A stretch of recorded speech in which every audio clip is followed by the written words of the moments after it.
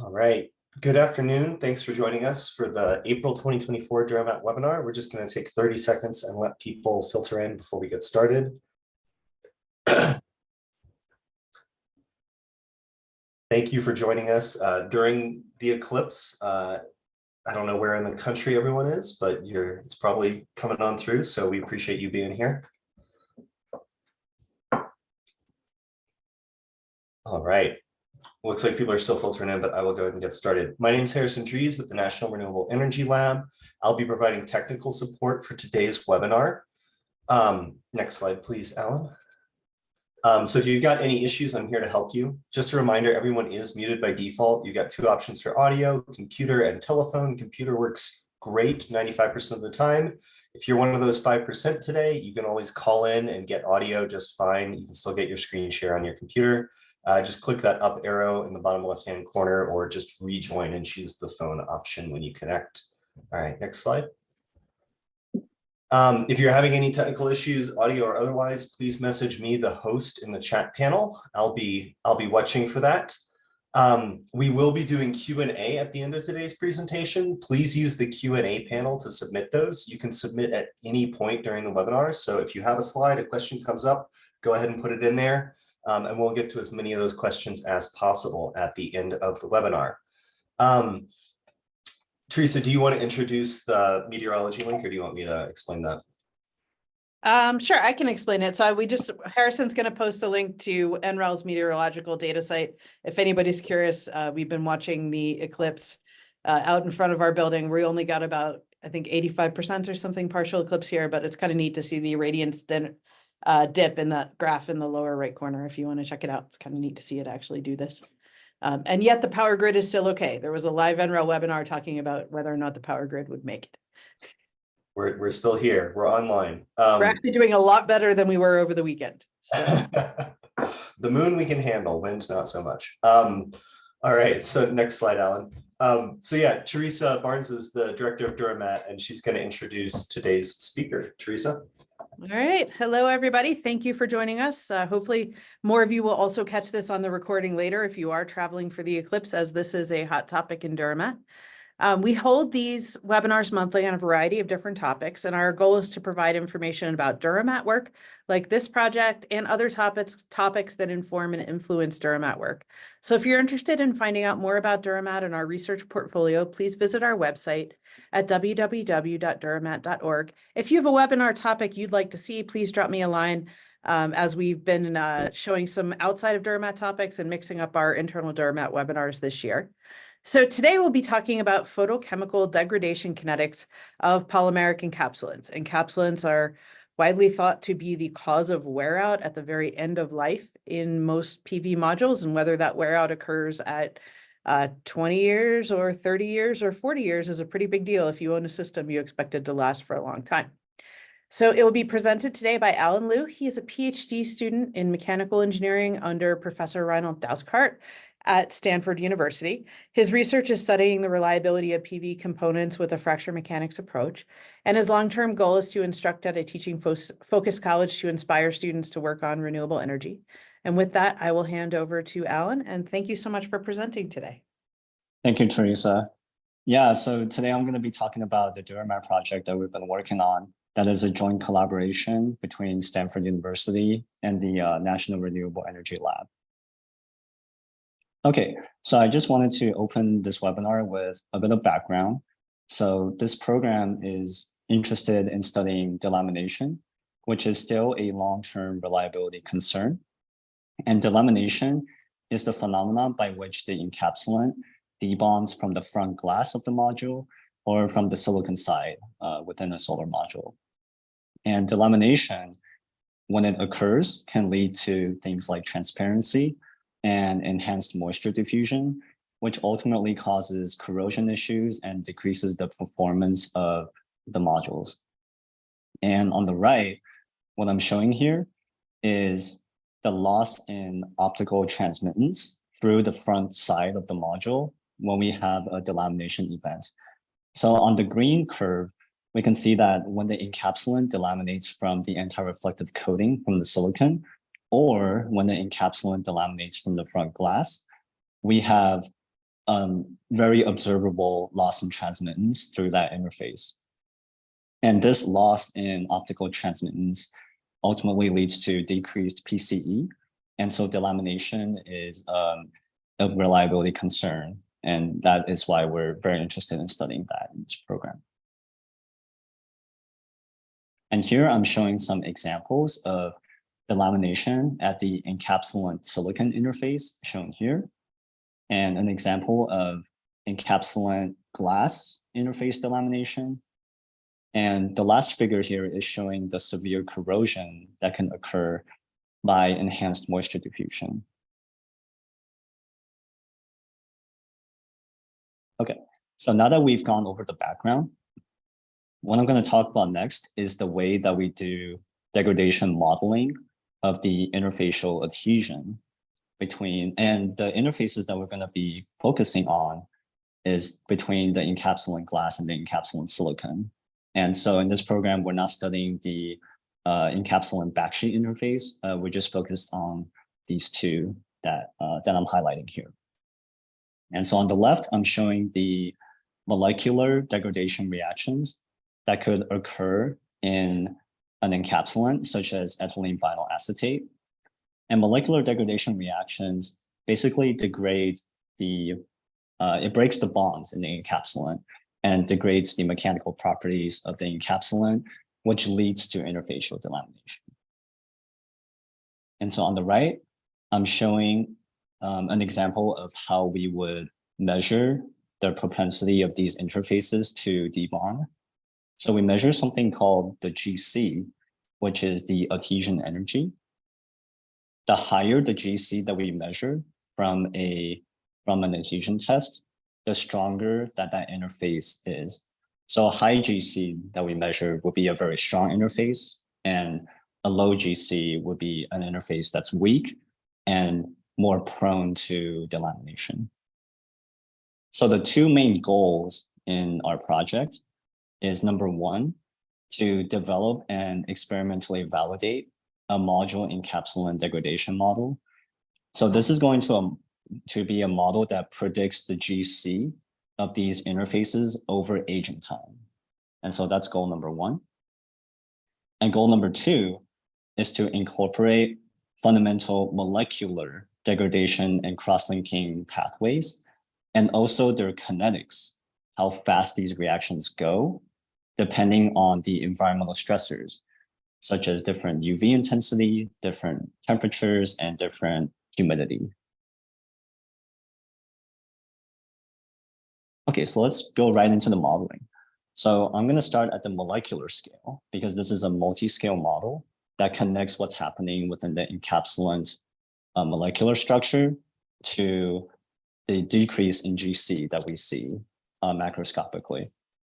So the first three reactions that I show here are degradation reactions that could occur within ethylene vinyl acetate, as an example.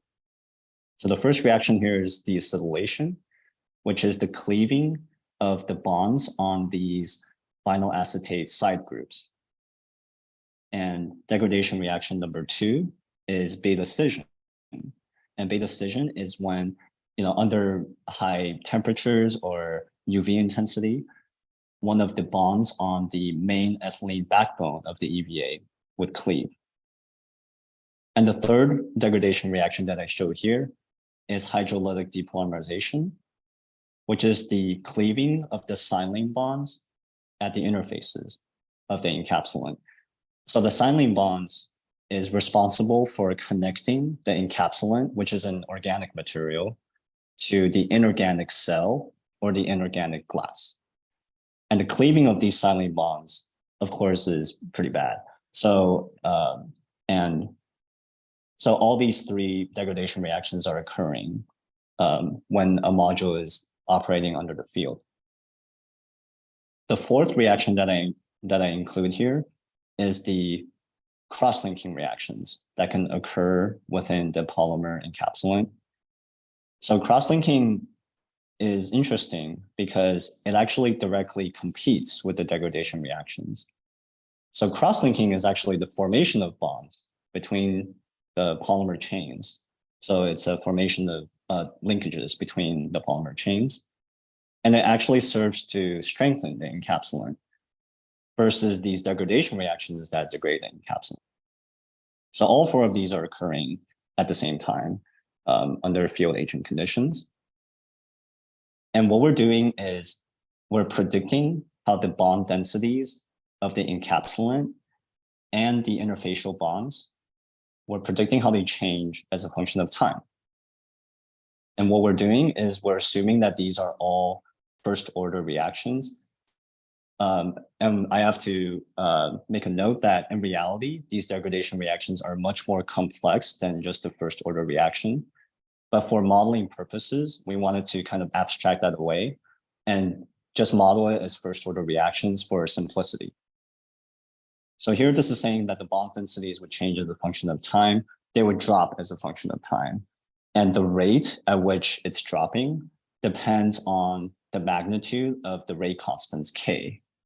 So we have a rate constant for deacetylation, a rate constant for beta scission, and for hydrolysis, and also a rate constant for cross-linking.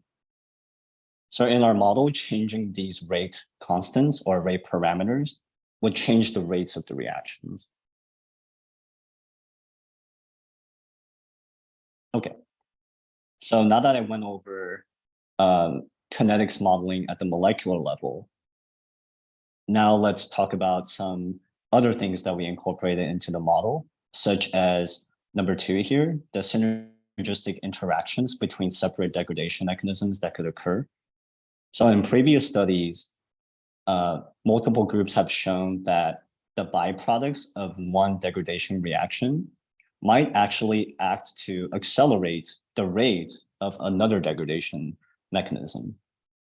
For example, in EVA, when deacetylation occurs, it forms a byproduct, acetic acid, which actually will diffuse to the interfaces of the encapsulant and accelerate the hydrolysis reaction. So this has been observed. And so we did that literature search and we incorporated that mechanism into our multi-scale model. Number 3 and 4 here is the multi-scale component of the model, which is after we predict the bond densities and how they change in the encapsulant over time, then we can link it to predict mechanical properties, such as the Young's modulus and the yield strength. So if the bond densities are dropping over time, then we say in the model that the Young's modulus and the yield strength would similarly scale with the bond density. So they would also drop over time. It should be mentioned here that the cross-linking also influences these mechanical properties. And that's why in these predictions here, you're seeing an initial increase in the Young's modulus because of cross-linking, and then a subsequent decrease from the degradation reactions that are more prominent at later aging times. The fourth point here is the treatment of plasticity during a debonding process or during a fracture process. So the encapsulant is a very ductile polymer. And if it's a polymer, then it has a lot of fibril bridging mechanisms during a fracture event that will cause a very large cohesive zone. And so we treat this cohesive zone with a finite elements model that we incorporate into our multi-scale model to finally predict GC versus time. Okay, so let's get into the results from the model after we discuss the details. And I should note here that these results that are predicted, it's only with one set of values for K, the rate parameter. And it's tuned with respect to field aging conditions that are similar to Colorado, Arizona, and Florida. So it's limited to predicting for field conditions that match, that roughly match these 3 field locations. So what the model is predicting here is it's predicting the GC for multiple interfaces. It's predicting the GC for the EVA cell interface, the EVA glass interface, and cohesive EVA fracture as well.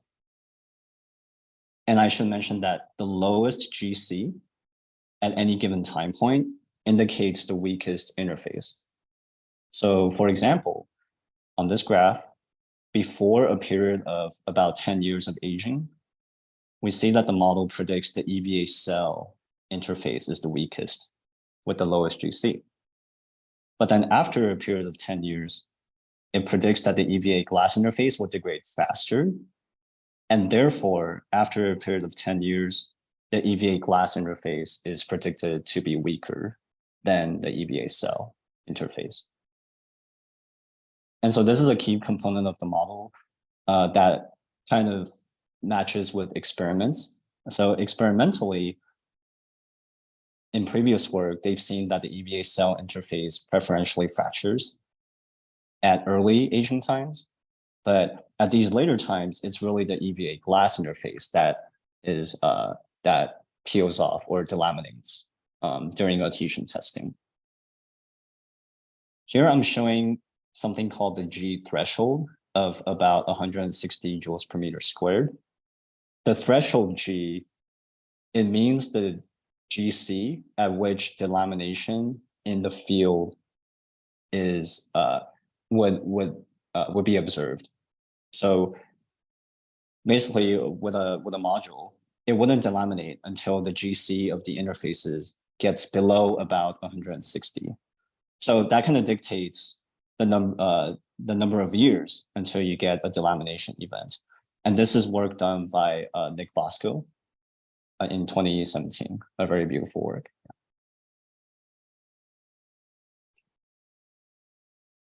Okay, so I mentioned in this previous slide that this is only for one set of rate constants, and these set of rate constants are tuned to field conditions that are similar to Colorado, Arizona, and Florida only.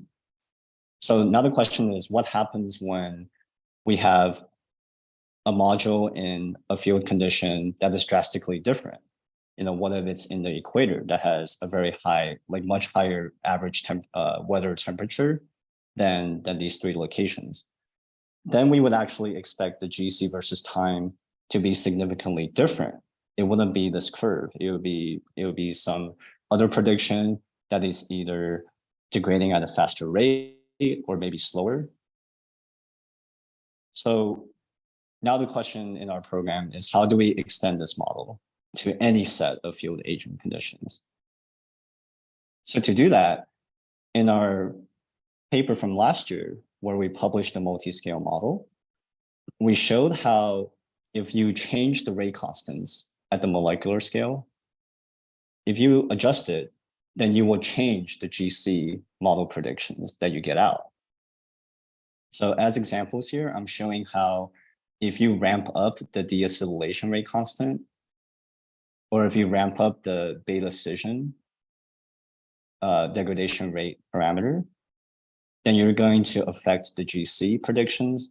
And you can see that very clearly with ramping up the scission rate constant would cause the GC versus time to drop much more significantly.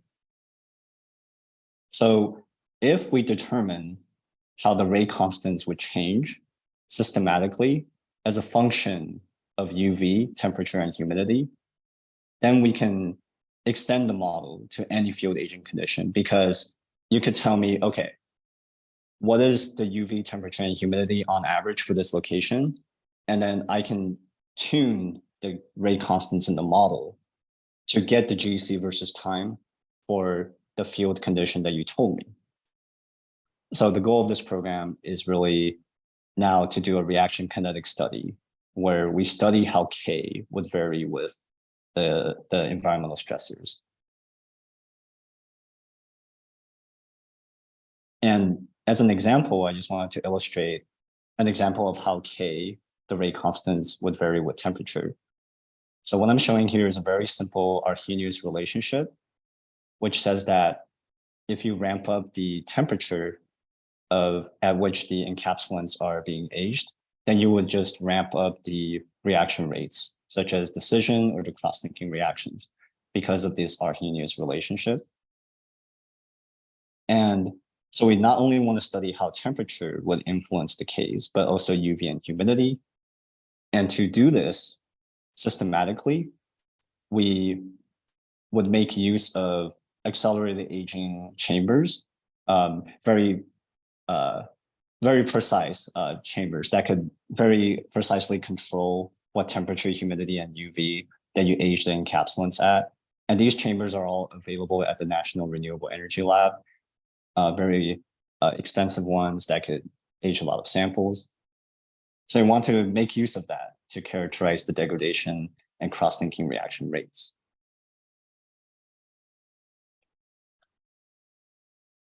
So here I'm showing the test matrix that we're using to do the accelerated aging to get out the reaction kinetics. So with any kinetic study, you need a series of time points and you need a series of characterization techniques in order to study how fast the degradation reactions are occurring.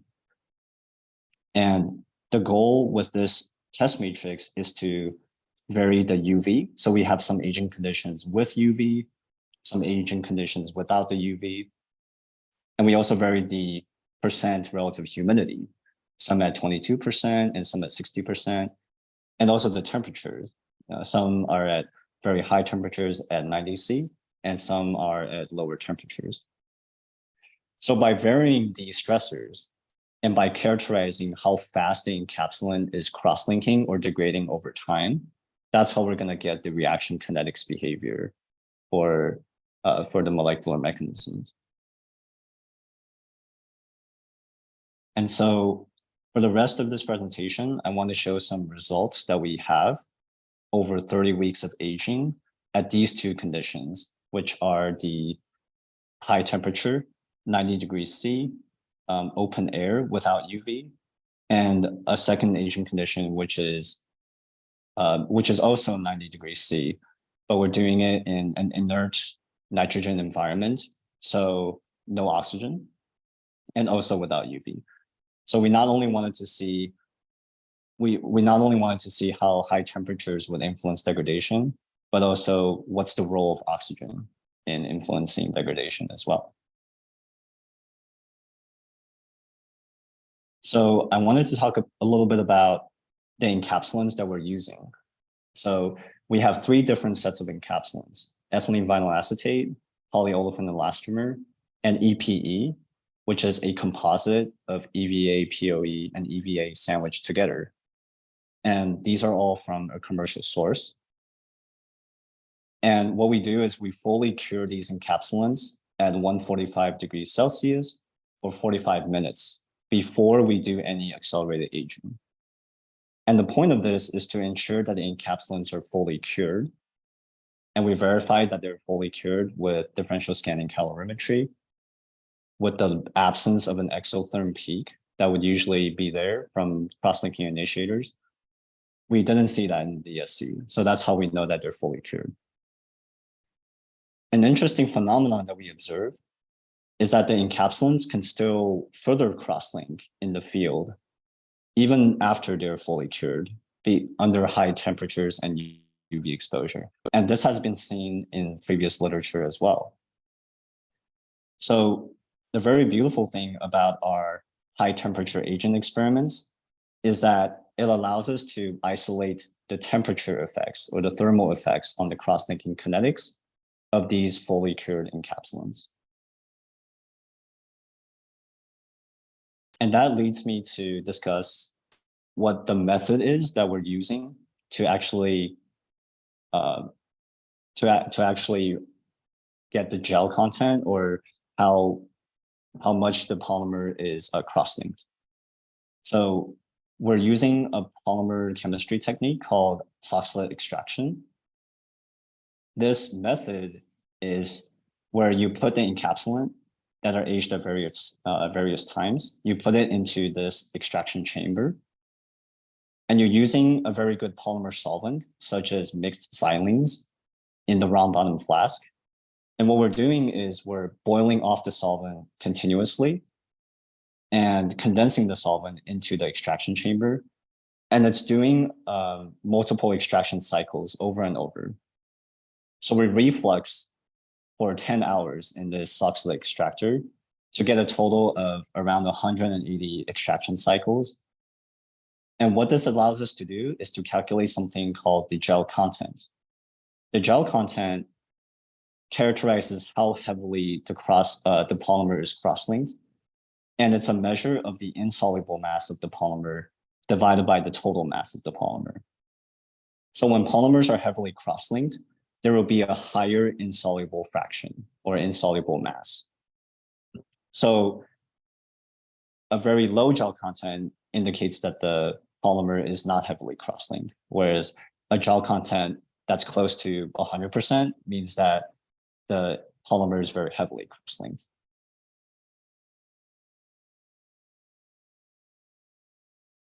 And so with the 90C aging condition, we, with the Soxhlet extraction experiments on the left, we can measure how the gel content is changing over aging time at 90C.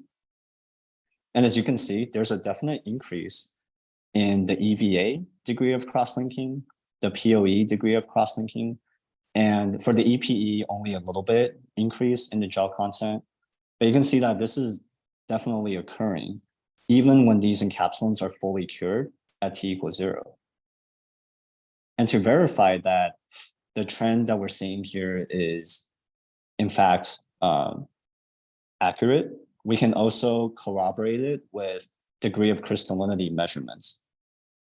So in the polymer literature, previous researchers have shown that the degree of crystallinity of these polymers would decrease when you have an increase in the cross-linking of these elastomeric encapsulants.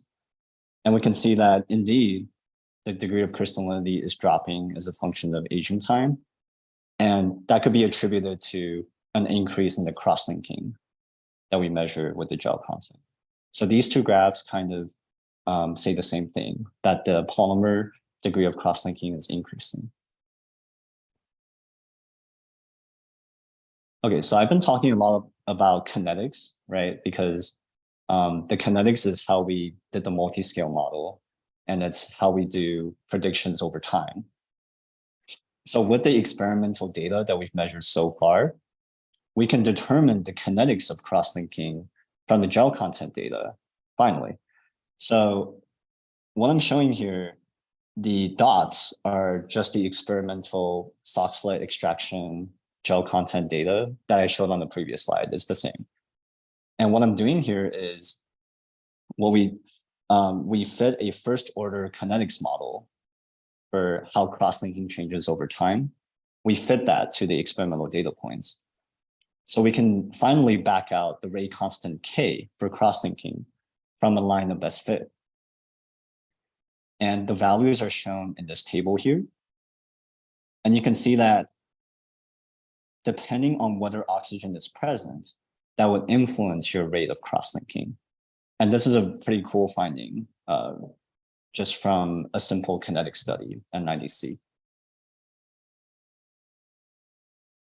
And here I wanted to do a comparison. So the cross-linking rate parameter under Florida, Colorado, or Arizona field aging conditions, the rate parameter used there was around 7.4 times 10 to the negative 5 for those field aging conditions. And in our 90C accelerated aging conditions, we computed a cross-linking rate constant that is about an order of magnitude higher than this. And so now the question is, does that make sense? Well, it makes sense because going back to the Arrhenius relationship, when you raise the temperature, you would raise the cross-linking reaction rate. And so it seems to make sense that the cross-linking rate parameter would be higher at 90C than under average field aging conditions. And so to really characterize the thermal activation energy for cross-linking, we will have to repeat the agent experiment, but at 65 degrees C, in order to see how much slower the cross-linking rate is at 65 versus 90C.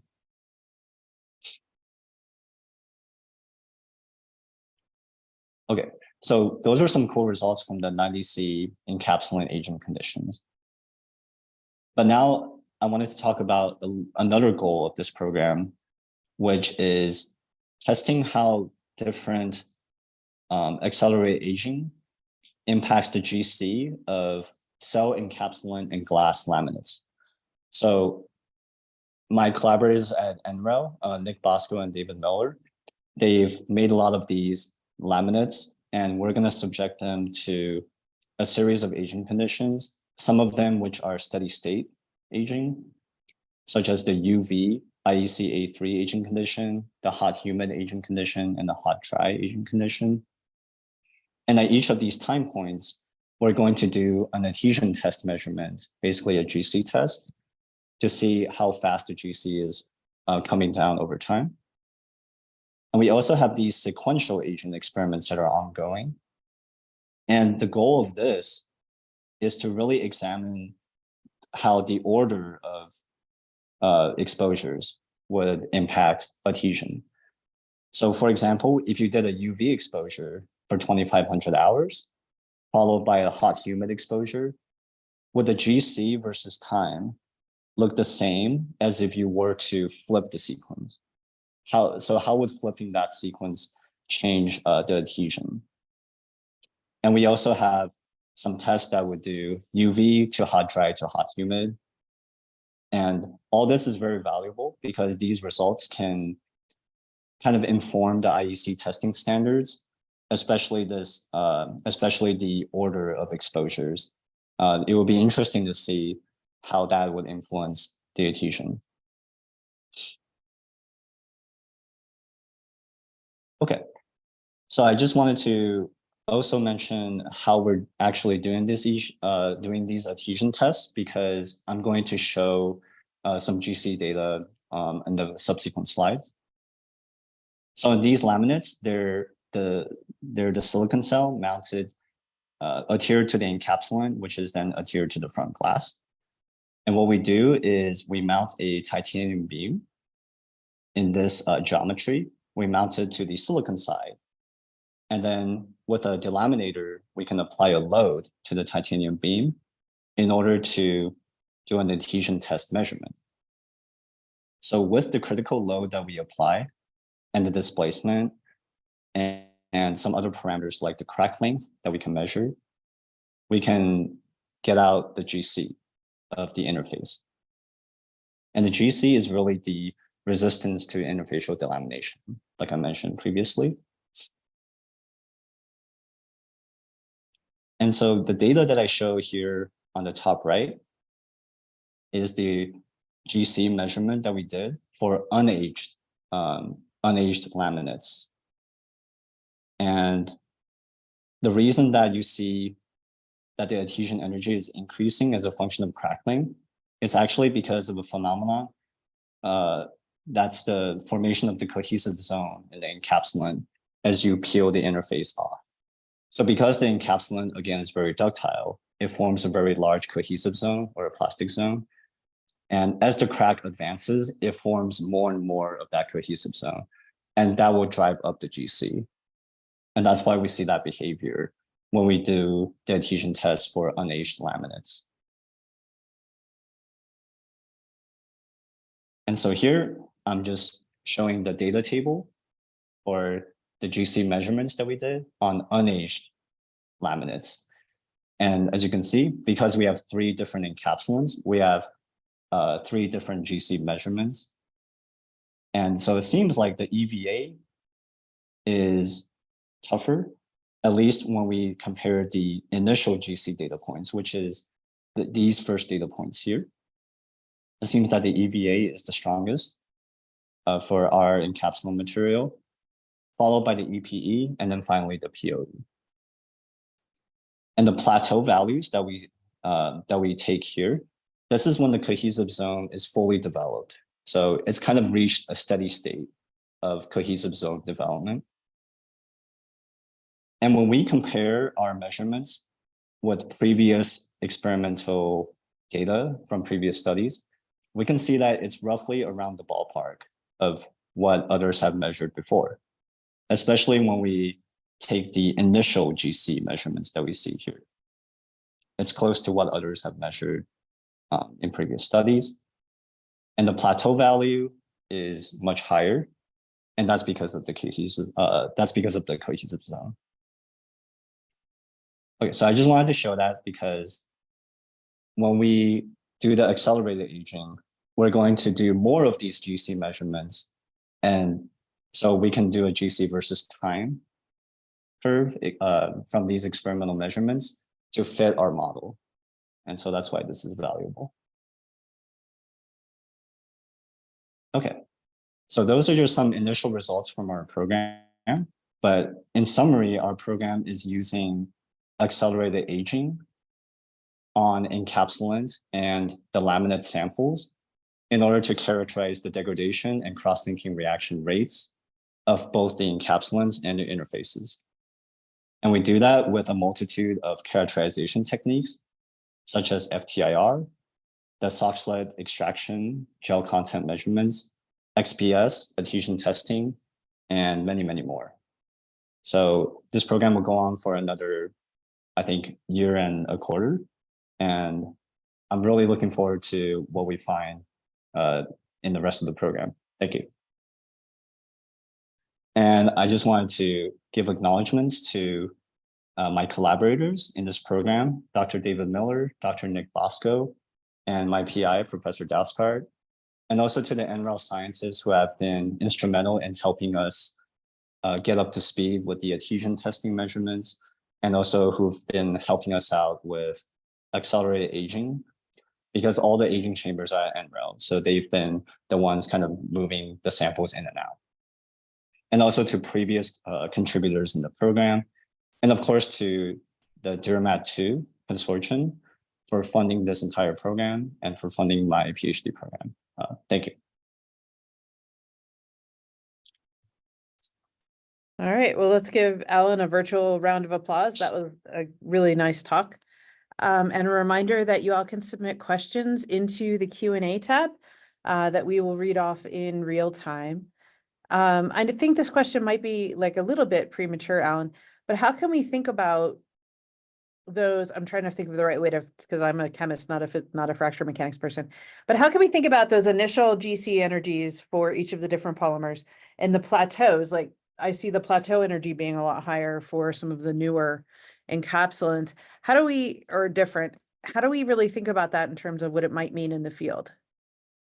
Yeah, so I would say that the initial GC measurements from these first data points are more representative of the adhesion energies in the field.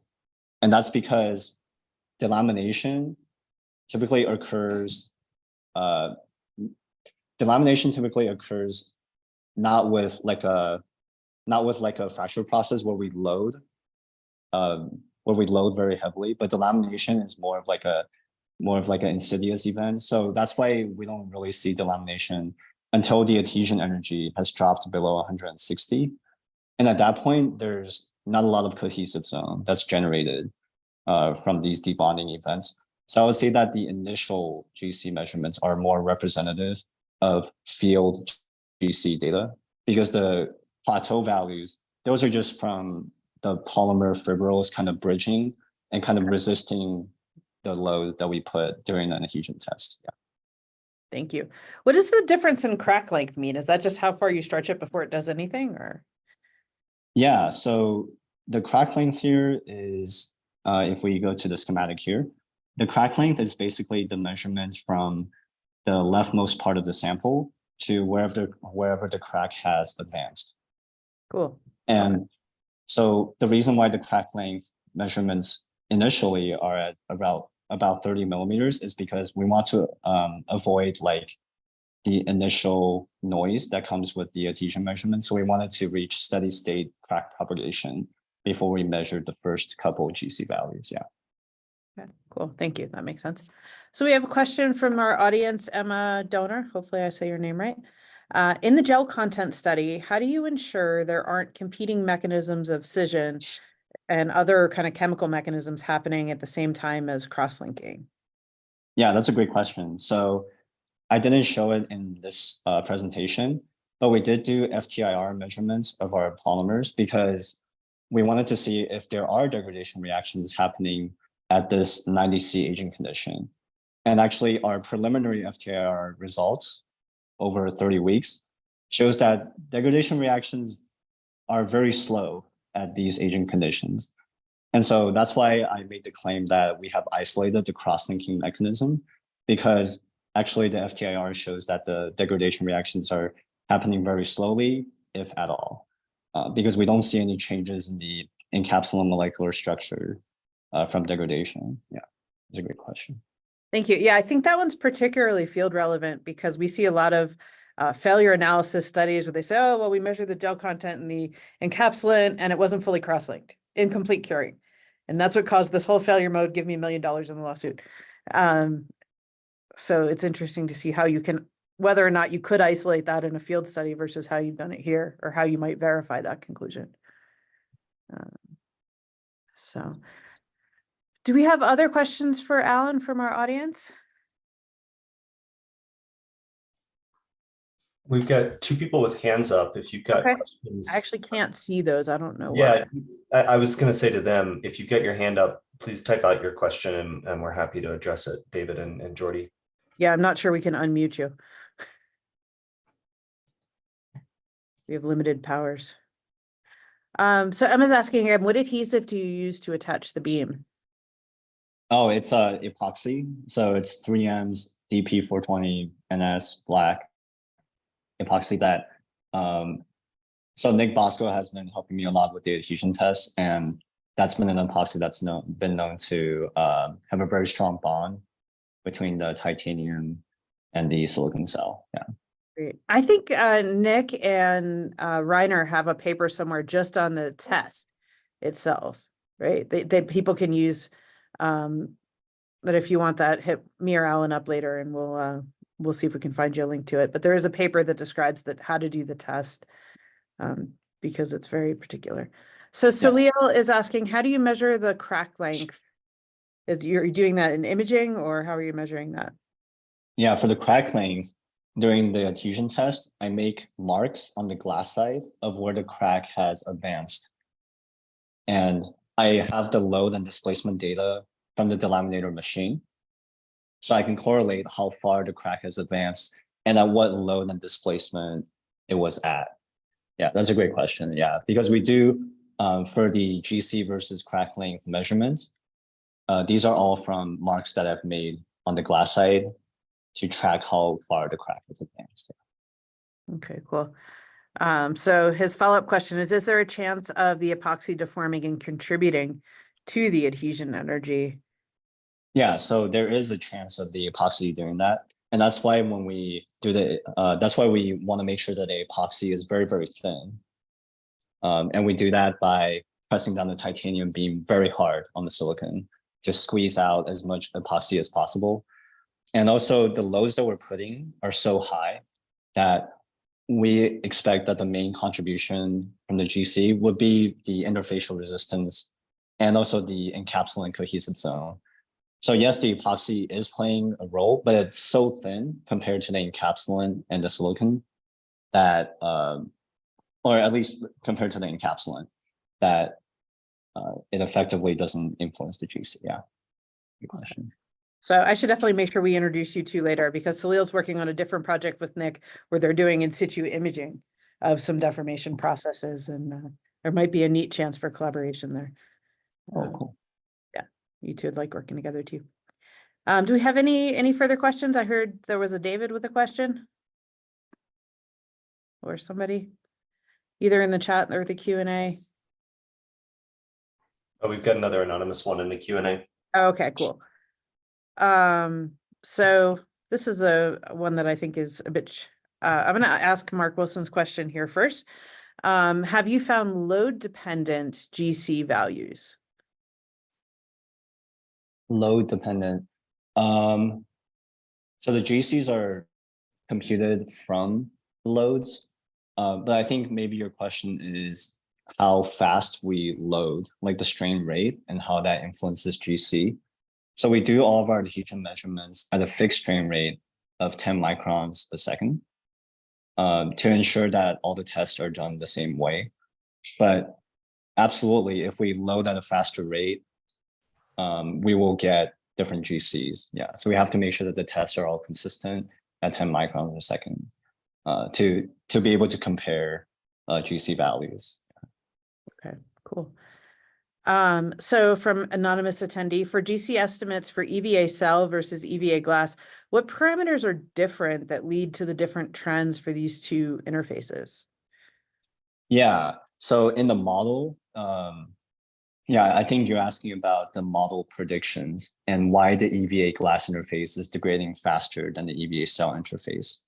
So the detailed explanation is that in a previous experimental study by Patrick Thornton, who was an alumni from our group and who worked on the DuraMat project, he's seen evidence that the acetic acid from the EVA degradation preferentially diffuses to the EVA glass side and actually catalyzes the hydrolysis at the EVA glass side. And that is why we incorporate that into our model. And that is why the model predicts that the EVA glass interface degrades faster than the EVA cell interface because of that accelerated hydrolysis only at the glass side. Okay, so I think you actually answered our next question, which was mechanistically, how does that switch? And I'll just say, from a kind of anecdotal or observational level, we're seeing this interface switching in different interfaces for these different encapsulant materials, in some of our other studies as well. So I think this is certainly consistent with some other results we're seeing, with the one oddball being EPE delaminating at the between the two different encapsulant materials, which is, I think, something we don't want to see. I think that's probably not good, but we're not sure what happens. And then I think this will probably be one of our, another question. Have you done similar studies with encapsulant backsheet interfaces? In this program, we have not done any encapsulant backsheet studies, but I believe Nick Bosco and Patrick, they have done a lot of backsheet studies previously, and I think those are published. Yeah, but in this program, we're not studying the backsheet. Yeah. Right. So DuraMat was encouraged to move away from backsheet work into looking at more glass modules, as that's the majority of what is being installed in the US right now. And we're supposed to be a bit more forward looking. So yes, there are some papers out on this. And somebody asked if you can get links to the studies used in this research. And I will say, yes, those are all on the DuraMat website. You can go to duramat.org and you can get them there. If you can't, follow up with Alan by email afterwards, and he can get them. So another question from Jordy Veerman, is the EVA cell fracture energy share depending on the solar cell technology or the nature of the outermost cell layer? I would. Oh, that's a great question. Surprised, but if you think about like a TCO, like an oxide layer that you might see on a like a heterojunction cell might be the most different on the top. I don't know. I could see it being dependent on the bus bars, like on the metallization, but yeah, I think Patrick in the previous study, he did some studies with smart wires, and he's seen like the GC change depending on whether the cells have smart wires on them or do not have smart wires. He's seen like it like debonds preferentially at the smart wires, basically. So yeah, I think it does depend on your cell that you use as well. Yeah. So for people who, hopefully I get this right if I'm going to explain it, but I feel brave. When we talk about smart wires or low temperature solders, those are metallizations that are not generally metallurgically bonded to the silicon. Normal cell metallization makes these weird silicide eutectics, and there's a strong metallurgical bond between the interconnects and the silicon surface. And then when you have something like a smart wire or a low temperature solder, and there's actually some DuraMat papers on this also involving Nick Bosco, the wires are not metallurgically bonded, and smart wires also are like encapsulated in their own kind of polymer that you kind of lay onto the cell. And there's another, possibly a much more different interface there than there would be at other cell types. But I think we're getting speculative here, or at least I am. I'm making stuff up. So, do we have any other questions for Alan, or shall we thank him again for a brilliant webinar? Really appreciate this. I'd like to thank Alan for this excellent talk, all of you for great questions. And I will say our next webinar is on one of everyone's favorite topics, connectors, because they break. So we will have a comparative study of the present state of the industry of connectors of various flavors to modules, and an ongoing request to send your weird burned up broken connectors to David Miller. He loves them, to try and figure out what's going on. And with that, I'll thank everybody for attending and wish you all a great Monday. Hopefully you got to see some Eclipse action from where you're at, and we'll see you all in a month. Thank you. Bye-bye.